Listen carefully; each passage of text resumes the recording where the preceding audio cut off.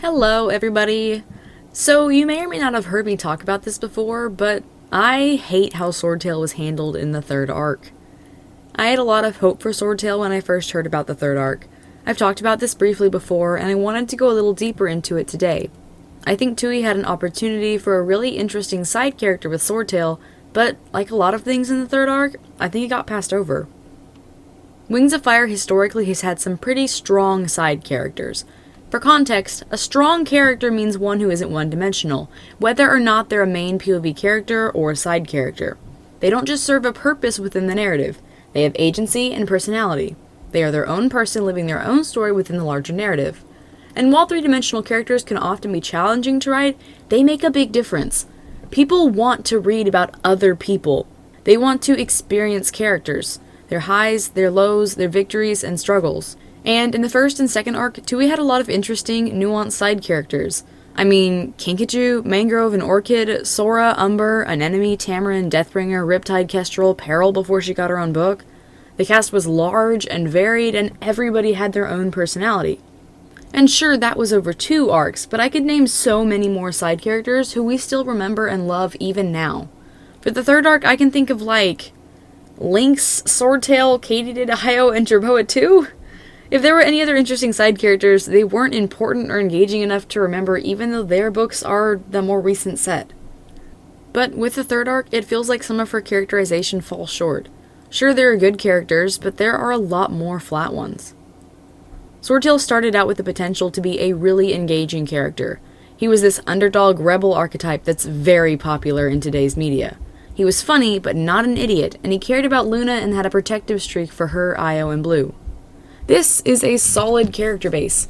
Now, Swordtail wasn't the main character, so the story wouldn't have focused on him, of course, but it would have been interesting to see him as a supporting character who contributed to the plot. As soon as Sundew appeared, she kind of stepped into that role as a cooler, female, more competent Swordtail, and he got rewritten as the himbo of the group. And this is the heart of my issue.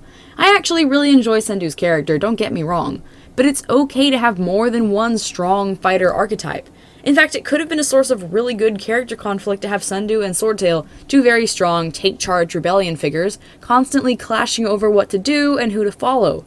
It would have lent some depth to a friendship that was made very quickly and very uninterestingly.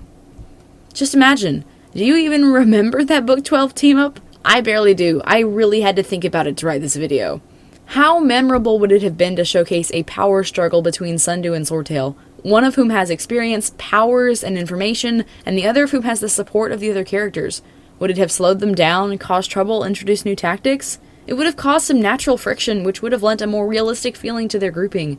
I mean, this is a group of random dragons who just fell in together and made it work.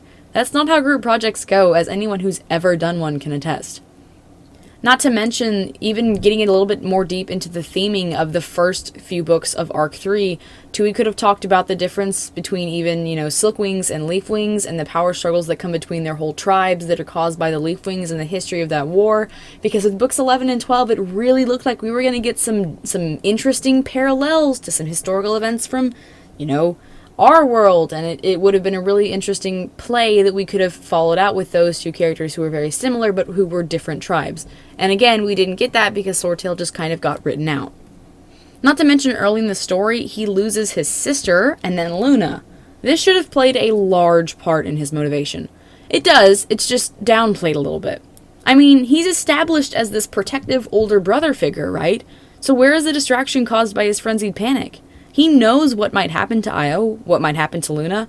Why doesn't he spend the next few books out of his mind with worry until he finds them?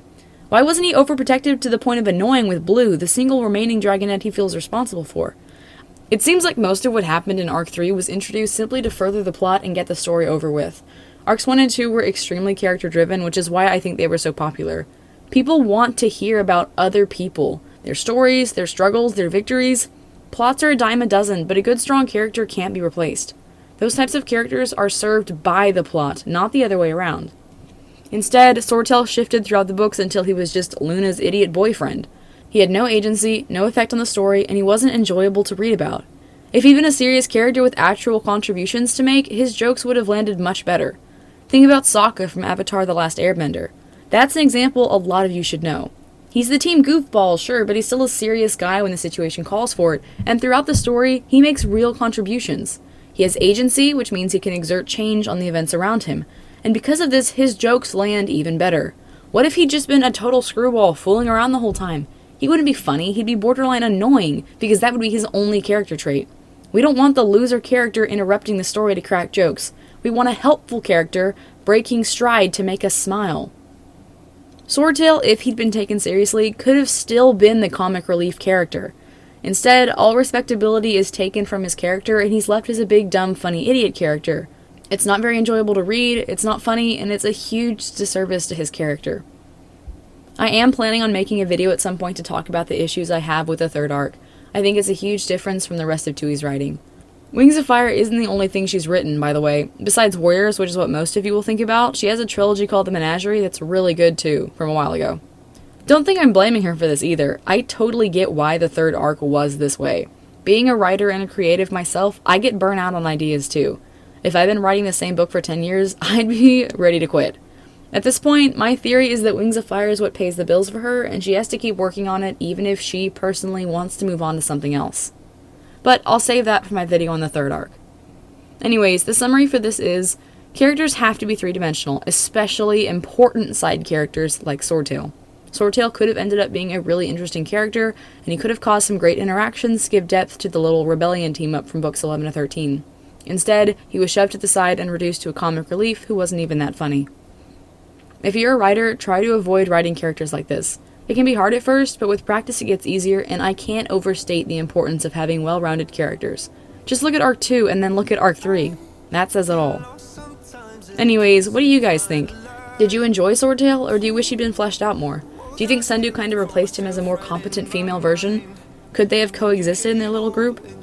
Be sure to check out the links in the description to my DeviantArt and Redbubble. If you enjoyed this video and want to see more like it, like and subscribe. Thanks for watching, and please have a wonderful week. Thinking about all the things we did tonight. What a time to be alive. Just you and I. Just you and I.